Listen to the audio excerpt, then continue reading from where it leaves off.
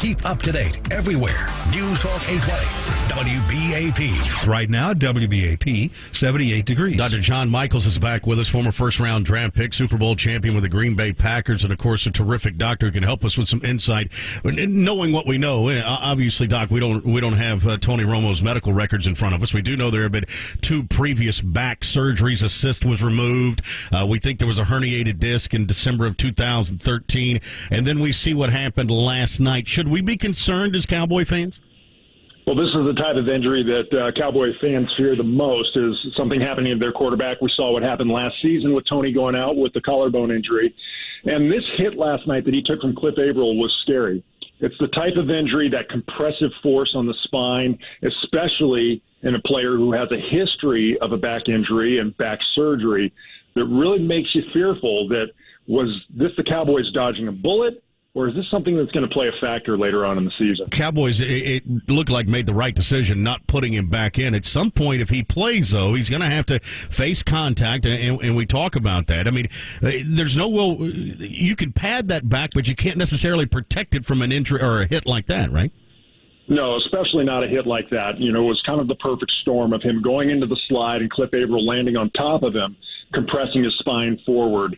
And that's a scary type of injury. Tony talked about a warm sensation, a crunching sensation, and even some weakness associated with it. But he said all of that resolved, that he was ready to go back into the game.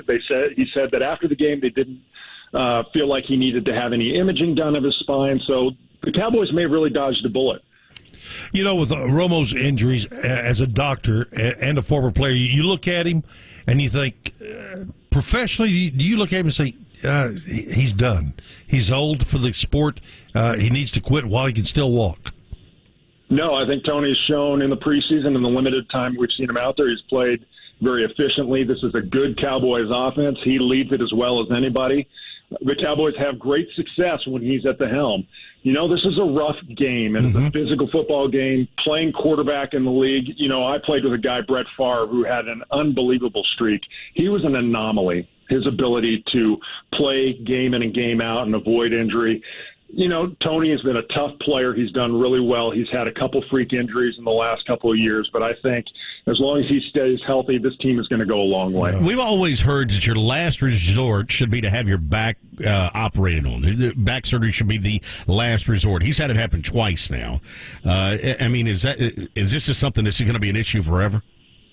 You know, it shouldn't be. He had the discectomy done in 2013 because he had a bulging disc, and typically patients resolve from those issues pretty quickly and don't have any residual issues. You know, it's when you start to look at spinal fusion that you start to see more residual problems. We saw that with Prince Fielder this year, having a spinal fusion 24 months ago and then having an issue at the next level up. Yeah. So that's where you get more concern, is when you start to fuse elements of the spine. Tony hasn't had that done. I think he should be able to continue playing this game as long as he can stay healthy. Well, listen, we'll let you go. Only last question is, every time I turn to the right, my back, no, I'm just teasing. Thank you, Doc. Dr. John Michels, former NFL player, and with some terrific insight there into Tony Romo. Boy, I hope he's right about Romo and his abilities and everything like that. I've been watching him. I'm a huge Tony Romo fan. A broken bone in Tony Romo's back could sideline the Dallas QB for months. Dr. John Michels is a spine and pain doctor here in Dallas and a Super Bowl champ with Green Bay. He describes what ran through his mind when Romo went down on the field. When Cliff Averill hit him from behind and landed right on top of him, I thought he was in trouble. Hearing him use key words like the crunching sensation that he had, burning, some weakness, a feeling like a stinger, and those are all key words that make me feel like this could have been a more serious injury than they were letting on right after the game. Dr. Michels says if the injury isn't allowed to heal, there could be permanent nerve damage. Kristen Thrower, WBAP News. Dr. John Michels is with us. He visited with us on Friday, kind of give us some perspective on Tony Romo's injury. We learned more over the weekend, Doc. We thought we'd revisit with you to see if things have, in your mind, changed at least. And for ours, of course, we got to remember that Doc played in the NFL with the Packers. And if you get into broken bones in the back, to me, that's a real. To me, that's an emergency situation. Meaning, this is something you can't take lightly. Where is it? So this is at the top of his lumbar spine. We have 5 lumbar vertebrae. They've said this is the L1 vertebral body, which is right in front of the spinal cord, below the rib cage.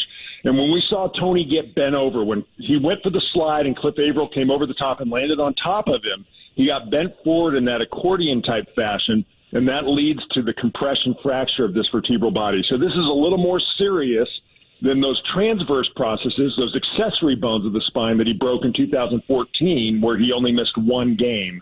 This one is going to have him out a good 6 to 10 weeks. Okay, because you hear Jason Garrett kind of hinting he may be there for the opener. He's just going to be in a back brace. We have to see how he responds. I mean, there's no way to rush this recovery, is there?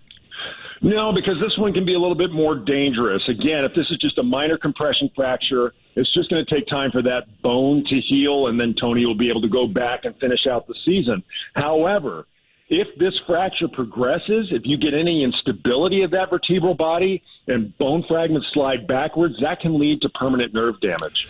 So in 6 weeks, if that bone is pretty well healed up as compared to completely healed up, what does the NFL say about playing like that?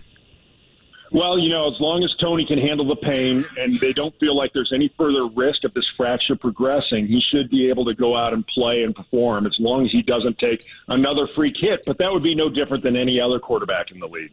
Yeah. So if he was your patient and he looks pretty good, what am I trying to say here? It's kind of healed. Does it need to be healed 100% to play? That's what it is. Does it need to be 100% healed to play? No, I don't think there's anybody playing in the National Football League who's playing at 100%. Everybody's got some nagging injuries. This bone, I think, has some good integrity to it. It's just going to heal and get strong as it goes along. And I think they're looking at, they have a bye week coming up. I believe it's after the Cleveland Browns game. Mm-hmm. And they may be kind of eyeing that bye week as the time to really give him the push to finish out the rest of the season. So, there's a lot of speculation going on right now. Most of us have not seen that MRI, but we believe that this is a 6 to 10 week healing process, and we're likely not going to see Tony Romo as the quarterback for the Dallas Cowboys until after that bye week. From a distance, you see these multiple injuries occurring for Tony. Many of them, most of them fractures. Could there be some underlying issue here as well for Tony? The underlying issue is Tony Romo plays quarterback in the National Football League. He's getting chased around by large human beings who are destined to try to destroy him. That's their job. And so this is a physical, dangerous game. Tony plays at a competitive level. He tries to extend plays and make things happen to help his team win. And that's a dangerous job to have. These injuries are all unrelated. Tony is not fragile. He is not a quote-unquote China doll, as I've seen people saying in the media. Tony plays a dangerous game, and he plays a position where you are going to take some violent and vicious hits. He's just had a bad string of luck in the last several years. Good perspective there, Dr. John Michels. Well, that's from a guy that knows. Yes, thank you very much for the time and the update. And we may call on you again if we get more information on this from Tony Romo. Or if I break something, I may give you a call. But you heard 6 to 10 weeks is what Dr. John Michels said there. 6 to 10 weeks on the recovery.